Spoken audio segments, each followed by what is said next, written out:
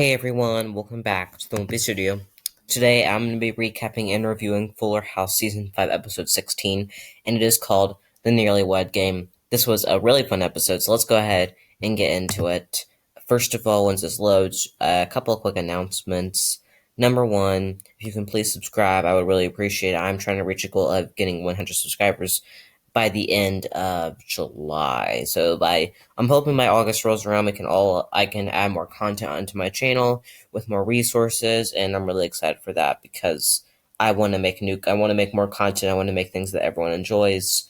Also, if you can please support me on Patreon, I'm going to be starting to do more things there soon. And if you can leave a comment down below if you like Fuller House or if you just want to talk about random things, I would really appreciate it. And if you can turn on your post notifications so then you can come here and we can just talk about Fuller House and any other show. Anyways, let's go ahead and get into the review. So this episode was all about the Nearlywed Game, and to be honest, I loved this episode. It's definitely maybe it's not my favorite. I liked episode 10 the best, but this was definitely in second place. I really enjoyed it, and comment down below if you agree with me. It was just such a fun episode to see the three couples go against each other. It just reminded me so much of Full House vibes, but I feel like now the tables have turned on, do they really know each other? Do they really not? So pretty much, yeah, Jackson, Max, and Ramona hosting a Nearlywed Game for the three couples. None of them do great, but it was fun to watch. So I guess we can kind of I'll talk about each of the couples and where they're at this point in like their relationship, how are they doing, and how they did in the game. So we'll start with DJ and Steve. So they are this very smart couple. They know everything about each other. And when you think about it, when like at the very beginning of season 1, you can kind of see at the very end of season 1, right way to say it, Matt, DJ, and Steve are like in that love triangle right there.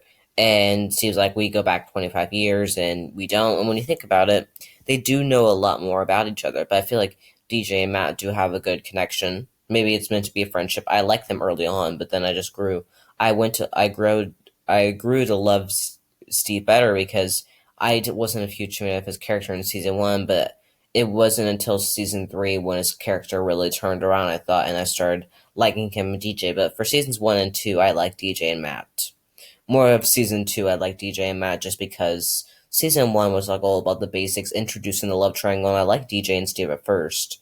But it went from to DJ and Matt a lot. I really invested time into that couple, hoping they would do it right.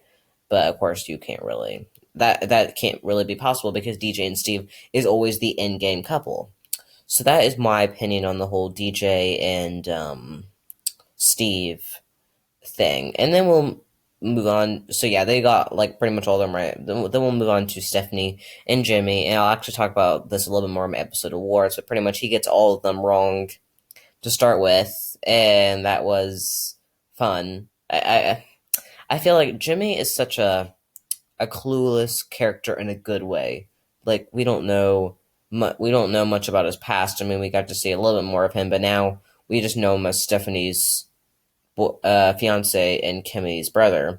So I'm really interested to see like where that relationship goes because last episode Stephanie was trying to prove herself to Jimmy, and you know what? You really do not have to prove yourself. Like at this point, like you have gone so far in your relationship that just take it casual. Because last episode was another one of those episodes where Stephanie felt like she had to prove something to Jimmy, and just their relationship, they weren't giving each other the time. And this is a repeat of I think at the end of season 2 with the whole "I love you" situation.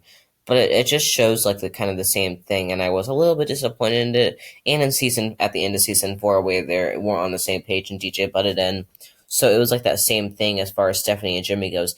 However, I do like that couple. I like all three couples.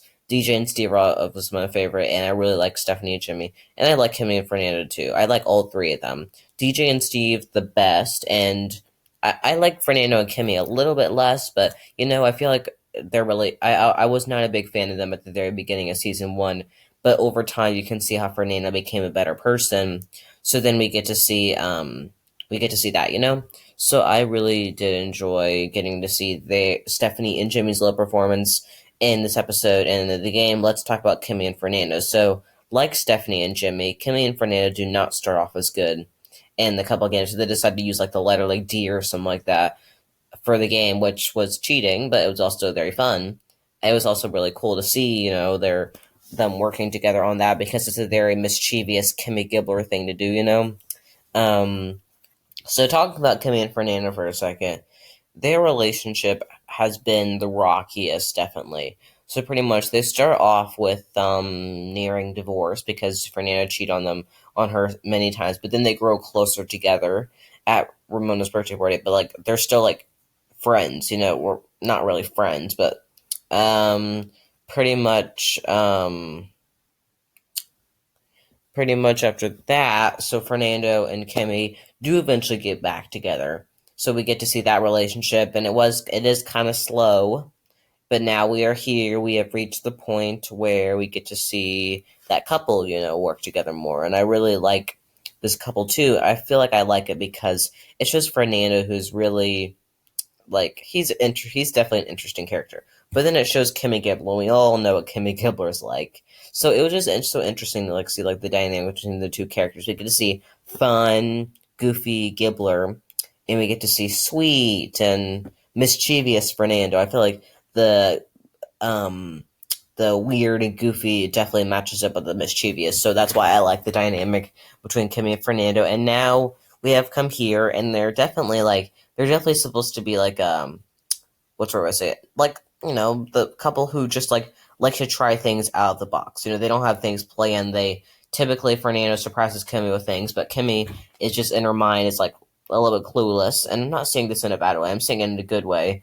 because Jimmy's like that way too. It's just like the kind of like the clueless vibe runs in the family, in the Gibbler family, and I'm glad that they haven't lost that touch with that Gibbler magic in Fuller House. I'm glad that they can still keep that same, sense in. So I do really enjoy Kimmy and Fernando's relationship in that way. So the overall result is that after a big argument, they decide that it was fun to do the Nearlywed game, but it wasn't maybe the right choice to make. And to be honest, I really love these type of things. And now I'll talk a little bit about this game versus Joey's game in Full House. So Joey did throw a huge thing for uh, well, Becky wasn't there, but so DJ and Steve, Jesse and Becky, and it's supposed to be Danny and Becky, but that did not end up turning out. So pretty much Danny and like this some other girl. But you think of it from like then to now. Like Jesse and Becky went really good, and Danny and the other girl was really funny. But then you look at DJ and Steve. Like in Full House during the game, they realized that they didn't know anything about each other, and a couple episodes later, they broke up. So I feel like once that happened, you can see how their relationship was going downhill. And I wish that they did not break up in Full House, but feel like bringing him back in the finale definitely brought some hope in and now in Fuller House. Of course, they're getting ready to get married in a couple of episodes. So I feel like it's like so different how we get to see like the change between how their characters have progressed and like because now they answer all the questions right. You can just see comparing these two games, and Joey is definitely a very good host. I feel like Joey, again, I said this in episode 10 when I reviewed it, with the Kimmy and Joey interactions, I think that they have a lot in common. And I'm wondering why they waited so long to experience or like to show this connection between Kimmy and Joey, because I really do enjoy the connection, because I really feel like that this episode brought a lot of like relief. It brought something fun to watch. And I feel like because the last two episodes were kind of repeat storylines, like the Max having an attitude with growing up, and the and Kimmy working at the vet clinic and doing a horrible job, and Stephanie trying to show Jimmy that she cares. So like those were like the two. Those are just some storylines that I wasn't a huge fan of seeing again, because they kind of felt like repeats. But now I'm really glad, because even though this is like a repeat from Full House, it's really entertaining to watch, because it shows the three couples have to work together in their own individualness. So yeah, and was a single storyline this episode, but it was very enjoyable. So let's go ahead and talk about some episode awards. Okay, so my favorite moment is Jimmy slipping every question again at the beginning. I thought that was funny to see, like DJ and Steve doing great, Kimmy and Fernando doing a weird but interesting, or weird, unusual, but it turned out to be good at the end. And Jimmy literally getting every question wrong when it's pretty obvious. I just thought that that was funny how we just get to see like just that kind of clueless side come out of him. And Stephanie is very like she knows what she's doing. Like you got to make sure you follow her in this case. So that was really funny to watch. Just that banter, you know. So and I'd like to see all three of the banters, but I feel like Stephanie and Jimmy. You think about it, DJ and Steve actually have a lot in common. I think. So do DJ and Matt, but I think DJ and Steve have more in common. And then we get to see Stephanie and Jimmy, and they are kind of opposites. But opposites attract, definitely in this case. And then Kimmy and Fernando, their interesting traits attract each other, like Kimmy's goofiness and Fernando's mischievous and charm, you know. So like it just like shows the three of them, and Stephanie and Jimmy are definitely the most unlike each other. So I thought that it was fun to watch. And for my favorite characters, I love the whole clan. I thought it was really well done. I liked how Ramona, Max, and Jackson did advertisements and like ads throughout the whole thing. It almost acted like it was a real show. I love to see live. I love to see like the interactions between like the characters on the thing. I thought it was really entertaining to watch the whole thing. The most shocking moment is Fernando's grudge against Joey McIntyre, and this comes up in a later episode. But I feel like it's funny, like to just see, because I feel like something we don't really get to see is like their current love reacting to their past love, and Fernando is now, or their past crush, I guess is what I would say. Now Fernando is coming to realization with that, and he's jealous, and it was just funny. Overall, great. I give this an A. This is my second favorite episode so far, but the finale is definitely going to beat it, of course. Okay, so anyways, that is going to be the end of my video. Please comment down below what you thought of this Fuller House episode, because I would really appreciate your input, because it's Fuller House. It's such a good show. So if you can please comment down below, I would really, again, I would appreciate your input on what videos I should do next. I am really excited for August because I'm going to have some fun things planned. I have things to hold over throughout June, July. So please, you can go ahead and follow me on Instagram, Patreon, and Twitch down below. Twitch does not have a link, but you can just you can just type in the username in Twitch, and you can support me on all social media. So then we can grow closer together, and you have more resources. So I hope you guys are staying safe right now. So yeah, thanks to everyone for watching the Movie Studio. I hope you guys have a great rest of your day. Thanks everyone for watching the Movie Studio again, and thanks everyone for watching, and bye.